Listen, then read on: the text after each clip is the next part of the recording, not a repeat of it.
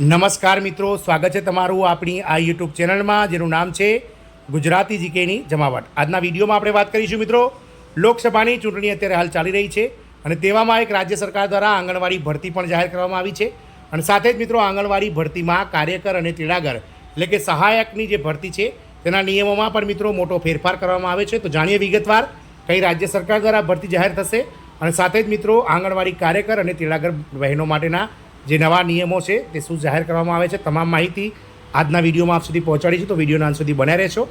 જો તમે અમારી ચેનલમાં નવા હોય તો અમારી ચેનલને મિત્રો સબસ્ક્રાઇબ કરી બાજુમાં રહેલું બેલ આઇકોન દબાવીને ઓલ નોટિફિકેશન ઓન કરી લેજો, જેથી કરીને ચેનલ પર મૂકવામાં આવતા વિવિધ ભરતીઓના નોટિફિકેશન, વિવિધ ભરતીઓના પરિણામ, જીકેને લગતા વિડીયો અને સરકારી કર્મચારી પેન્શનર્સ યોજનાને લગતા પરિપત્રો તમને સરળતાથી અમારા ચેનલના માધ્યમથી ઉપલબ્ધ થઈ જાય।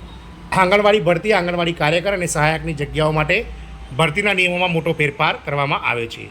વાત કરીએ મિત્રો મધ્યપ્રદેશ સરકારની, તો મધ્યપ્રદેશ સરકારના મહિલા અને બાળ વિકાસ વિભાગે ICDS પ્રોજેક્ટ હેઠળ રાજ્યમાં કામ કરતા આંગણવાડી કાર્યકરો અને સહાયકો એટલે કે તેડાગરોની જગ્યા પર પસંદગી માટેના જે નિયમો છે તેમાં મોટો ફેરફાર કર્યો છે અને હવે આ નિયમોના આધારે આંગણવાડી કાર્યકરોની જગ્યાઓ પર ભરતી કરવામાં આવશે તેવું મધ્યપ્રદેશ સરકારના મહિલા અને બાળ વિકાસ વિભાગ દ્વારા એક પરિપત્ર જાહેર કરી અને મિત્રો જાહેર કરી દેવામાં આવી છે। મધ્યપ્રદેશની મહિલા અને બાળ વિકાસ વિભાગ દ્વારા આંગણવાડી કાર્યકરોની જગ્યાઓ પર ભરતીના નિયમોમાં મોટો ફેરફાર કરવામાં આવે છે। આ નિયમોમાં ફેરફાર તો મહિલા અને બાળ વિકાસ વિભાગમાં માનદ વેતન પર આંગણવાડી કાર્યકરો અને સહાયકોની નિમણૂક માટે પૂર્વ નિર્ધારિત માપદંડો બદલવામાં આવ્યા છે, જેના કારણે આ ભરતી માટે અરજી કરનાર ઉમેદવારોની પાત્રતામાં વધારો કરવામાં આવે છે અને અરજી કરવાની વય મર્યાદામાં ઘટાડો કરવામાં આવે છે।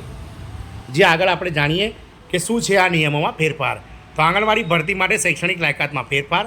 મેટ્રિક પાસ મહિલાઓને અગાઉ આંગણવાડી કાર્યકરોની જગ્યા માટે લાયક ગણવામાં આવતી હતી અને હાઈસ્કૂલ પાસ મહિલાઓ આંગણવાડીની ભરતી માટે અરજી કરી શકતી હતી, પરંતુ હવે આ શૈક્ષણિક લાયકાતને બદલીને ઇન્ટરમીડિયેટ કરવામાં આવી છે, જ્યારે ગ્રેજ્યુએટ પાસ મહિલાઓ પણ હવે આંગણવાડી કાર્યકરોની જગ્યાઓ માટે પાત્ર બની શકે છે, જે અરજી કરી શકે છે। અગાઉ આંગણવાડી સહાયકોની જગ્યા માટે અરજી કરવા માટે 5મું ધોરણ પાસ લાયકાત નિયત કરવામાં આવી હતી, પરંતુ હવે વિભાગ દ્વારા તેમાં ફેરફાર કરવામાં આવે છે અને આંગણવાડી સહાયકોની શૈક્ષણિક લાયકાત પણ આંગણવાડી કાર્યકર એટલે કે આંગણવાડી સહાયકની સમકક્ષ કરવામાં આવી છે।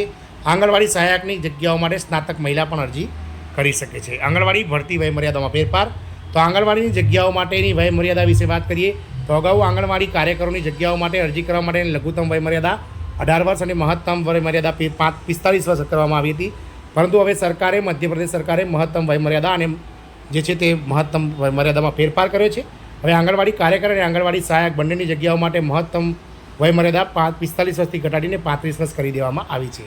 આ મિત્રો આંગણવાડી કર્મચારી જે છે તેના માટેના નિયમોમાં મધ્યપ્રદેશ સરકાર દ્વારા જે છે તે ગુજરાતની જેમ જ ફેરફાર કરવામાં આવે છે અને હવે આંગણવાડી કાર્યકરની જે જગ્યાઓ છે તેના માટે ધોરણ 12 પાસ સાથે ગ્રેજ્યુએટ મહિલાઓ પણ કરી શકશે અરજી, અને મિત્રો જે સહાયક છે તેના માટે મેટ્રિક પાસ એટલે ધોરણ 10 પાસ જે છે તે કરી દેવામાં આવી છે। જય હિન્દ, અસ્તુ।